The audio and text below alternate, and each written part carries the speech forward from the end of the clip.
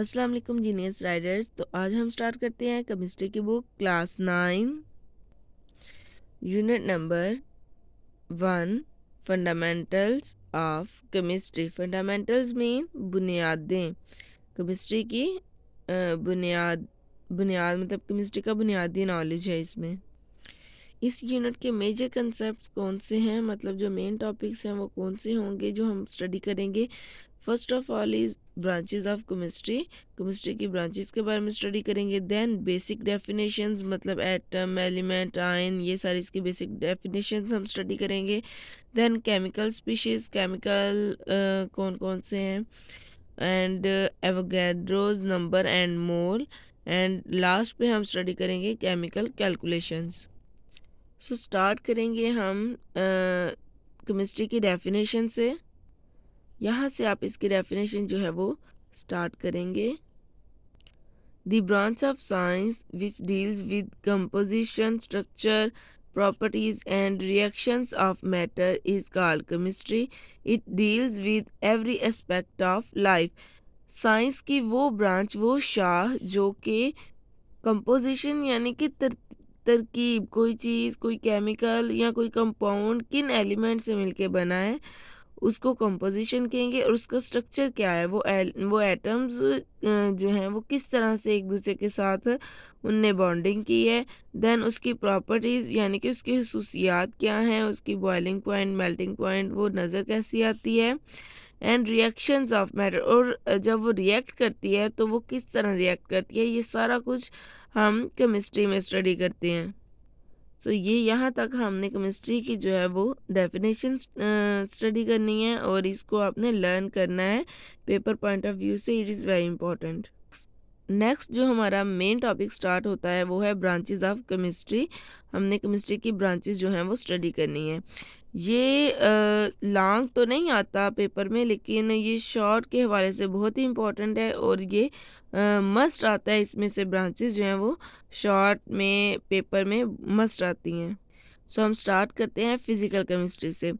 Physical chemistry is defined as the branch of chemistry that deals with the relationship between the composition and physical properties of matter along with the changes in them.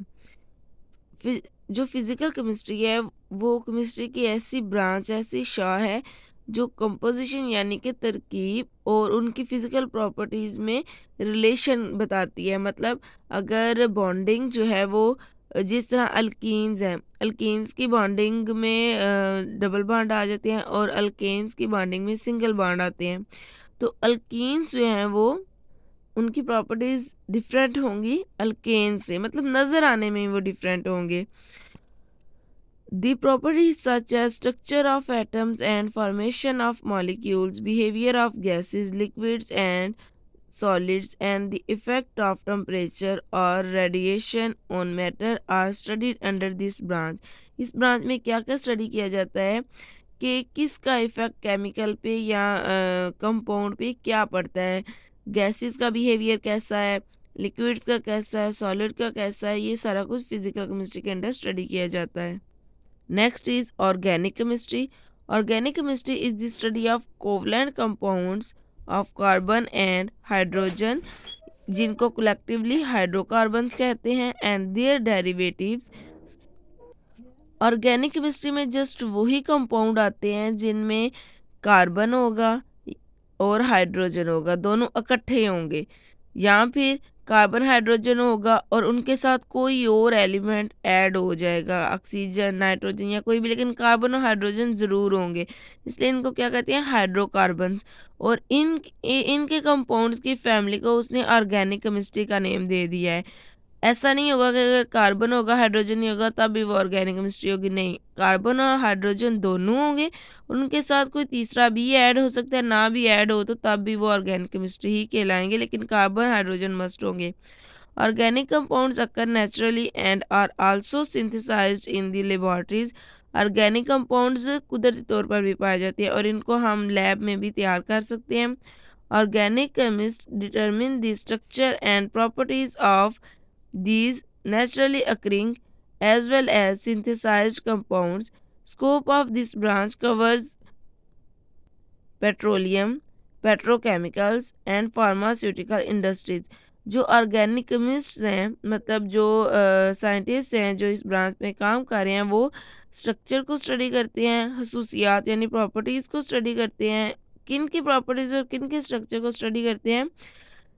वो organic compound जो naturally कुदरती तौर पर पाए जाते हैं, या फिर उनको लेबॉरेटरी में जो है वो तैयार किया जाता है। दोनों को ये स्टडी कर सकते हैं और दोनों की प्रॉपर्टीज़ और स्ट्रक्चर को ये स्टडी करते हैं। Next is inorganic chemistry. जैसे देखें, ऑर्गेनिक केमिस्ट्री में क्या था कि वो कंपाउंड थे जिसमें कार्बन और हाइड्रोजन दोनों होंगे, लेकिन इनऑर्गेनिक केमिस्ट्री में जस्ट वो कंपाउंड होंगे, मतलब जो हाइड्रोकार्बन के अलावा होंगे।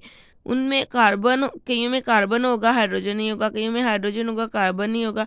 मतलब बाकी सारे जो एलिमेंट्स हैं ना, उनके कंपाउंड्स की अगर हम फैमिली बनाएं तो वो इनऑर्गेनिक केमिस्ट्री बनेगी। और अगर कार्बन हाइड्रोजन की क्या कम्बिनेशन से जो फैमिली बनेगी वो ऑर्गेनिक केमिस्ट्री होगी। Inorganic chemistry deals with the study of all elements and their compounds except those of compounds of carbon and hydrogen. यानी कि इसमें सारे कंपाउंड्स होंगे एक्सेप्ट मीन मास वाई, सिवाय किसके?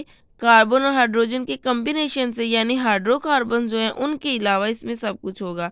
एंड देयर डेरिवेटिव्स, और उनके डेरिवेटिव्स भी होंगे। It has applications in every aspect of the chemical industry such as glass, cement, ceramics and metallurgy, extraction of metals from ores। इसकी एप्लीकेशन कहाँ कहाँ हो सकती है केमिकल इंडस्ट्री में? जैसे कि ग्लास बनता है, सीमेंट बनता है, सिरेमिक्स बनती हैं। और मेटलर्जी, मेटलर्जी क्या है? ओर्स से मेटल्स की एक्सट्रैक्शन। ओर्स जो हैं आप कह सकते हैं मिक्सचर है, और उसमें से हम मेटल्स जो हैं वो सेपरेट करते हैं। Next is biochemistry. जैसे कि नेम से ही जाहिर है कि इसमें बायो के का भी कुछ पोर्शन होगा, केमिस्ट्री का भी कुछ पोर्शन होगा। यानी कि हम केमिस्ट्री को स्टडी करेंगे, लेकिन स्टडी किस में करेंगे? बायो में, यानी लाइफ में। बायो मीन्स लाइफ था। आपको याद होगा हमने बायो के लेक्चर में स्टडी किया था कि बायो का मतलब क्या है। It is the branch of chemistry in which we study the structure, composition and chemical reactions of substances found in living organisms। इसमें स्टडी तो केमिकल सब्सटेंसेस को ही किया जाएगा, लेकिन किया किस में जाएगा? लिविंग ऑर्गेनिजम्स में, यानी कि जिंदा इंसानों में, जानवरों में या पौधों में। It covers all chemical processes taking place in living organisms such as synthesis and metabolism of biomolecules like carbohydrates, proteins and fats। इसमें क्या होगा? इसमें स्टडी किया जाता है कि किस तरह से प्रोसेसेस होते हैं, प्रोटीन्स बनती हैं, किस तरह से कार्बोहाइड्रेट्स बनते हैं, फैट्स बनते हैं। Biochemistry emerged as a separate discipline when scientists began to study how living things obtain energy from food or how the fundamental biological changes occur during a disease। Biochemistry जो है एक separate branch के तौर पर जाहिर तब होती है जब साइंटिस्ट जो है वो स्टडी करते हैं कि किस तरह से जो बायोलॉजिकल चेंजेस हैं वो डिज़ीज़ के दौरान जो है वो अक्कर होती हैं, या फिर इंसान या जानवर या कोई भी जो लिविंग ऑर्गेनिज्म है वो किस तरह से फूड से एनर्जी लेता है। और ज़ाहिर सी बात है, आपको पता है एक खाना जो एक सेहतमंद इंसान खा रहा हो, वो कोई और काम कर रहा होता है उसकी बॉडी में, और अगर वही खाना हम किसी बीमार इंसान को दें तो उसका जो काम होता है वो सेपरेट हो जाता है। और ये भी सारा कुछ स्टडी किया जाता है बायोकेमिस्ट्री में।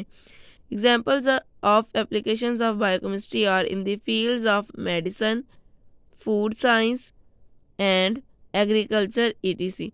यानी इसकी एग्जाम्पल, इसकी एप्लीकेशन कहाँ कहाँ पे होती है? मेडिसिन में, यानी अभी हमने ऊपर डिजीज़ का भी जिक्र किया है तो वो मेडिसिन में आ जाएगा। उसके बाद फूड साइंस, मैंने आपको बताया कि इसमें हम स्टडी करते हैं कि किस तरह से जो है एनर्जी हासिल की जाती है फूड से। और फिर एग्रीकल्चर यानी कि ज़राअत में भी इसका अमल दखल है।